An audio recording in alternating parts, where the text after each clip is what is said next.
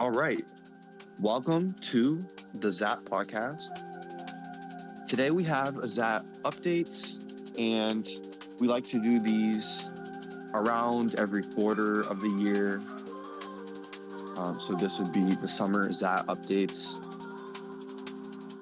So to start off, we have a new change. The latest changelog is version 1.68 from April 11th, 2025. We'll get into that. But first, let's talk about the latest events. So as of right now, there is a 4th of July auction. And auctions, they come a few times a year, and there are some heavy hitters. There are some users who want to ball out and buy these. Mainly, from what I see, ID resellers are looking to purchase all of these and then resell them later. If you see an ID you really like, maybe talk to a reseller to help you get it in general. So the current 4th of July auction, the IDs that are out right now with 118 hours left is an 8-digit 99009900. There is a 6-digit 777777. There is a really cool one, 77M, that is right now for 150,000 Xats. Let's see what it ends at. And there's a few more. There's a 666 in there. So if you're interested in the auction, check it out. It's going on right now, and it ends July 4th. So something really interesting that happened as of around 23 to 24 hours ago of this recording is that Xat posted on X. They posted the 4th of July auction, but they have posted a tweet or a post saying, what type of short name auction do you want? So does this mean we're going to be getting short name auction? I don't think I've ever seen anything like that before. Would this open the doors to 3-character short names? I am very interested in getting my own name, which is 3 letters. So if that's possible with this auction, a new type of auction, that would be really cool. And would that open up the door for a short name marketplace? Maybe that can open up in Loha. I know Loha is a chat for the ID market, and sometimes I go there. But allowing a short name market, is that trying to get more people to buy short names and create more accounts? I feel like that would be not a major effect, but it could boost and motivate users to start doing that, to start buying more short names and having a market for it. I know if there was a lot more users on the site, that could definitely work for sure. We all want Xat to kind of blow up and get more users again. And I feel like that's not going to happen anytime soon until they're kind of done rebuilding in HTML5. So we're still on changelog, 1.68, version 1.68. So I think there's a little bit to go, but it would be cool to see some marketing for this other than just some tweets and Facebook posts. So let's talk about the changelog. There is some cool things and updates, and I'm always trying to report any vulnerabilities or bugs or issues that I'm finding, and it's really cool to see the changelogs updating. So let's see what they have for version 1.68. So some new things. The quick edit. So messages are now edited directly on the message. By pressing the up arrow, you can quickly open the editor for your last message and edit it. And then pressing enter will let you save it. So that's a huge update, being able to edit things quicker, your messages quicker and faster. I think that's definitely a plus for the experience and the overall flow of communicating through the chat. That's definitely a great feature. Doodle Race 2, that's the new app, and it says Doodle Race 2 builds upon the newly released Doodle app, featuring the same drawing tools and an updated design for an improved gameplay experience. That's really cool that we have Doodle Race back, and most of the contest event games are kind of coming back. I think ZWAC is back, I think. And yes, also, if you haven't seen the Doodle app there from a previous changelog, the Doodle app is back, and if you haven't tried Doodle in a while, it's very nostalgic.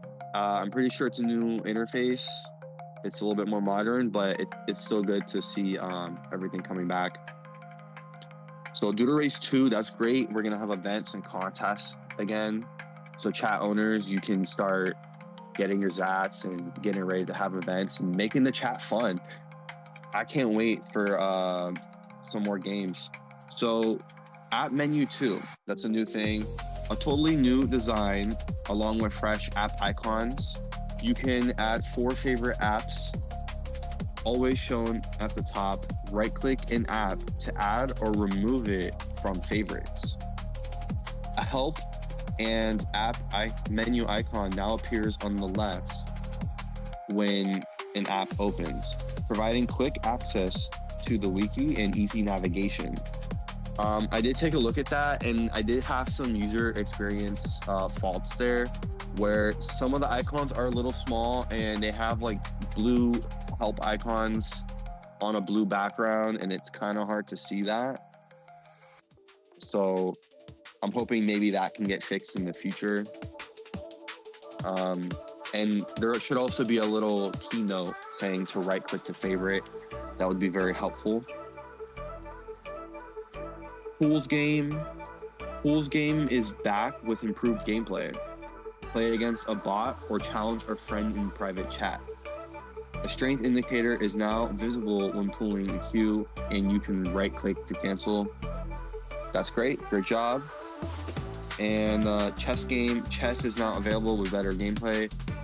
Play against a bot or compete with a friend in private chat. That's great. That's awesome. Welcome back, pools and chess.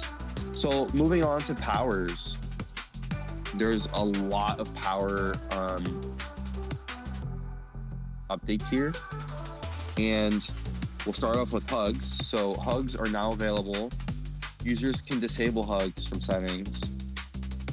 So flicks, group managers can again set flicks animations to their chat.